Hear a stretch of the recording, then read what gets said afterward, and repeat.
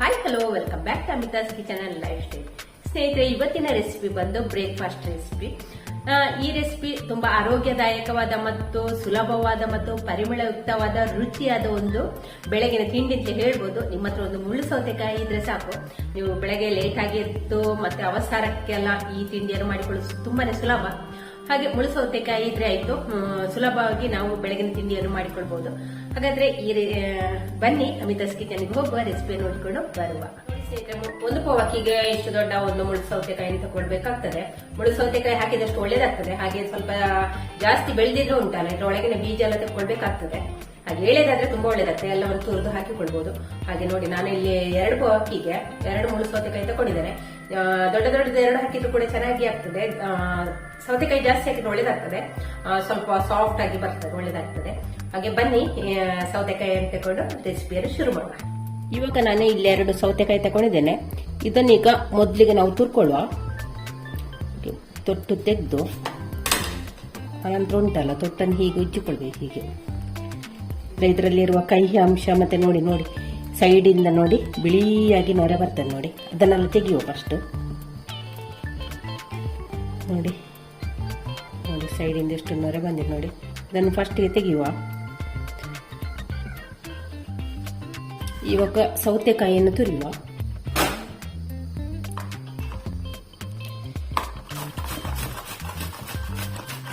ಸೌತೆಕಾಯಿಯನ್ನು ಚೆನ್ನಾಗಿ ತೊಳ್ಕೊಂಡಿದ್ದೇನೆ, ಆನಂತರ ಇಲ್ಲಿ ತುರಿತಾ ಇದ್ದೇನೆ.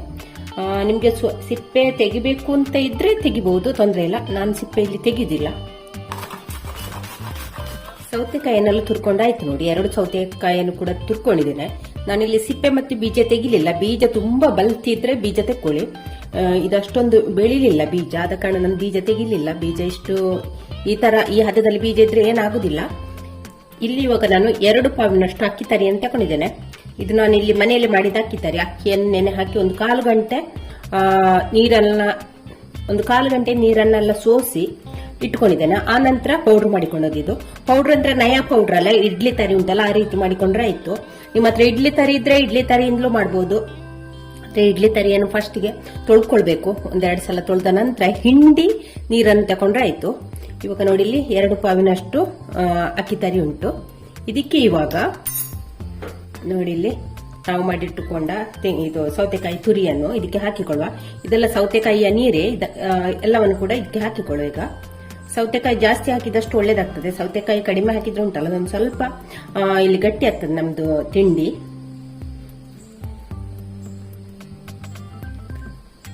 ಇಲ್ಲಿ ನೋಡಿ, ಸೌತೆಕಾಯಿ ತುರಿಯನ್ನೆಲ್ಲ ಹಾಕಿಕೊಂಡಾಯ್ತು. ಆನಂತರ ಚೆನ್ನಾಗಿ ಮಿಕ್ಸ್ ಮಾಡಿಕೊಳ್ಳುವ. ಇಲ್ಲಿ ನಾನು ಕೈಯಲ್ಲಿ ಚೆನ್ನಾಗಿ ಮಿಕ್ಸ್ ಮಾಡ್ತಾ ಇದ್ದೇನೆ. ಕೈಯಲ್ಲಿ ಅಂದ್ರೆ ಹೀಗೆ ಚೆನ್ನಾಗಿ ಹಿಚ್ಕಿ ಮಿಕ್ಸ್ ಮಾಡಿಕೊಳ್ಬಹುದು. ಹೀಗೆ ಚೆನ್ನಾಗಿ ಅದರ ಸೌತೆಕಾಯಿಯ ರಸ ಎಲ್ಲ ಬಿಡುವ ರೀತಿಯಲ್ಲಿ ಇಲ್ಲಿ ಮಿಕ್ಸ್ ಮಾಡಿಕೊಂಡ್ರೆ ಆಯ್ತು. ಇವಾಗ ನಾನಿಲ್ಲಿ ತೆಂಗಿನಕಾಯಿ ತುರಿಯನ್ನು ಕೂಡ ಹಾಕ್ತಾ ಇದ್ದೇನೆ. ತೆಂಗಿನಕಾಯಿ ತುರಿಯನ್ನು ಮಿಕ್ಸರ್ ಜಾರಿಗೆ ಹಾಕಿ 1 ರೌಂಡ್ ತಂದಿದ್ದೇನೆ. ತುಂಬಾ ಬಾಯಿಗೆ ಉಂಟಲ್ಲ, ಸಿಗ್ಬಾರ್ದಿದ್ದು. ಒಂದು ಸ್ವಲ್ಪ ಗ್ರೈಂಡ್ ಮಾಡಿಕೊಂಡ್ರೆ ಆಯ್ತು. ತೆಂಗಿನಕಾಯಿ ತುರಿ ಜಾಸ್ತಿ ಹಾಕಿಕೊಳ್ಬಹುದು, ಕಡಿಮೆ ಹಾಕಿಕೊಳ್ಬಹುದು.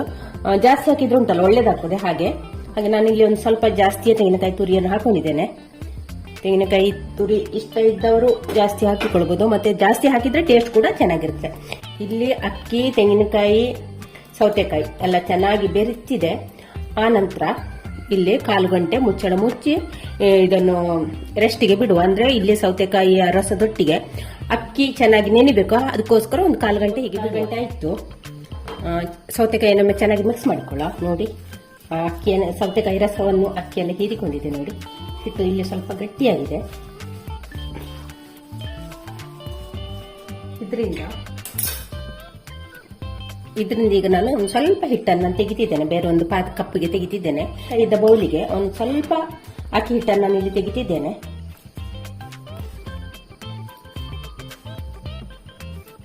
ಒಂದಿಷ್ಟು ಸ್ವಲ್ಪ ಅಕ್ಕಿ ಹಿಟ್ಟು ತೆಗೆದಿಟ್ಟಿದ್ದೇನೆ. ಇವಾಗ ಇದಕ್ಕೆ ರುಚಿಗೆ ಬೇಕಾಗುವಷ್ಟು ಉಪ್ಪನ್ನು ಕೂಡ ಹಾಕಿಕೊಳ್ಳುವ.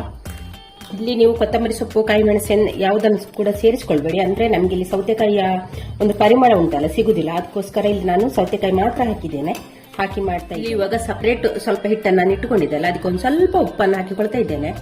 ಹಾಗೆ ಇಲ್ಲಿ ಬೆಲ್ಲವನ್ನು ಹಾಕ್ತಾ ಇದ್ದೇನೆ. ಸ್ವಲ್ಪ ಸ್ವೀಟ್ ಇದು ಮಾಡುವ ಅಂತ, ಹಾಗೆ ಬೆಲ್ಲವನ್ನು ಸ್ವಲ್ಪ ಹಾಕ್ತಾ ಇದ್ದೇನೆ. ಇದಕ್ಕೆ ಬೆಲ್ಲ ಅಂದ್ರೆ ಇದು ಆರ್ಗಾನಿಕ್ ಬೆಲ್ಲ.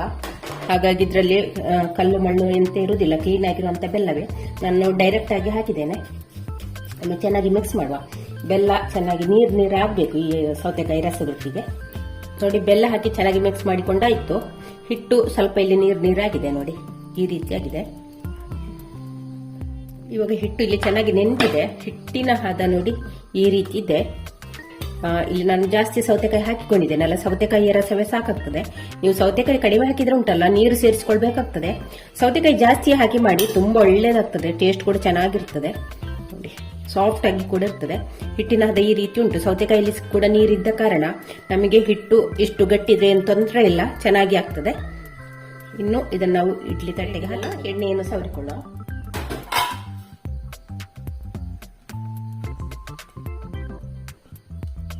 ಎಣ್ಣೆನೆಲ್ಲ ಇಡ್ಲಿ ತಟ್ಟೆಗೆ ಸವರಿಕೊಂಡಾಯ್ತು. ಇನ್ನು ನಾವು ಇದಕ್ಕೆ ಕಪ್ಪಿಗೆ ಇನ್ನು ಇಡ್ಲಿ ತಟ್ಟೆಗೆ ಉಂಟಲ್ಲ ಈ ಹಿಟ್ಟನ್ನು ಹಾಕಿಕೊಳ್ಳುವ.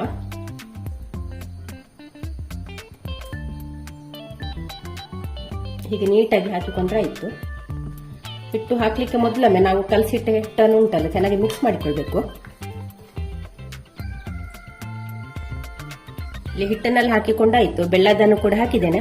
ಸ್ವಲ್ಪ ಹಿಟ್ಟು ಉಳಿ ಇತ್ತು. ಇದನ್ನೇನಾದ್ರೂ ದೋಸೆ ಕಾವಲಿಯಲ್ಲಿ ಕುಕ್ಕರ್ ಅಲ್ಲಿ ನೀರು ಹಾಕಿ ಸ್ಟವ್ ಮೇಲೆ ಕಾಯ್ಲಿಕ್ಕೆ ಇಟ್ಟಿದ್ದೇನೆ. ನೀರು ಕೂಡ ಕುದೀತಾ ಉಂಟು. ಇನ್ನು ನಾವು ಈ ಸ್ಟ್ಯಾಂಡನ್ನೆಲ್ಲ ಇದಕ್ಕೆ ಇಟ್ಟುಕೊಳ್ಳುವ. ಸ್ವೀಟ್ ಇದನ್ನೆಲ್ಲ ಕೆಳಗಿಟ್ಟಿದ್ದೇನೆ.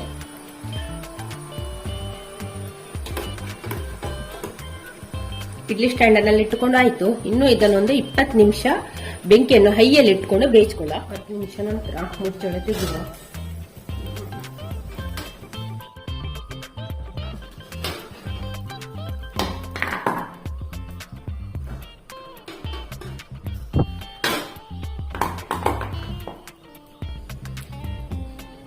ನೋಡಿ ಸ್ನೇಹಿತರೆ, ಸುಲಭವಾಗಿ ಎದ್ದು ಬರ್ತದೆ.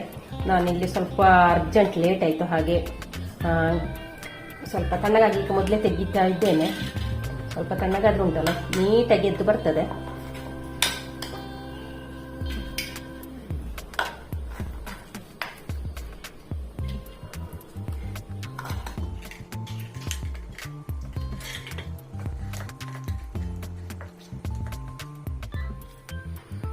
ನೋಡಿ, ನಾನು ನಿಮ್ಗೆ ಮುಳ್ಳು ಸೌತೆಕಾಯಿ ಇಡ್ಲಿಯನ್ನು ಕಟ್ ಮಾಡಿ ತೋರಿಸ್ತಾ ಇದ್ದೇನೆ. ನೋಡಿ ಎಷ್ಟು ಸಾಫ್ಟ್ ಆಗಿ ಬಂದಿದೆ ನೋಡಿ ಎಲ್ಲ.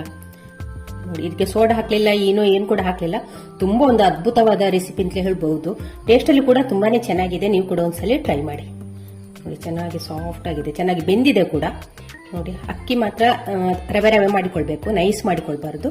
ಅಂದ್ರೆ ಮಾತ್ರ ಈ ರೀತಿ ಬರ್ತದೆ. ಇಲ್ಲ ನಿಮ್ಗೆ ಉಂಟಲ್ಲ ಅದೊಂಥರ ಮಣ್ಣಿ ಹಾಗೆ ಅಂಟಾಗಿ ಸಿಗ್ತದೆ. ಇದು ನೋಡಿ ಚೆನ್ನಾಗಿ ಬಂದಿದೆ ಎಲ್ಲ. ಸ್ನೇಹಿತರೆ, ರೆಸಿಪಿ ನೋಡ್ಕೊಂಡು ಬಂದ್ರಲ್ಲ, ರೆಸಿಪಿ ಇಷ್ಟ ಆಯ್ತಾ? ಹಾಗಾದ್ರೆ ಈಗಲೇ ಒಂದು ಲೈಕ್ ಮಾಡಿ, ಹಾಗೆ ನಿಮ್ಮ ಫ್ಯಾಮಿಲಿ ಫ್ರೆಂಡ್ಸ್ಗಳಿಗೆಲ್ಲ ಶೇರ್ ಮಾಡಿ.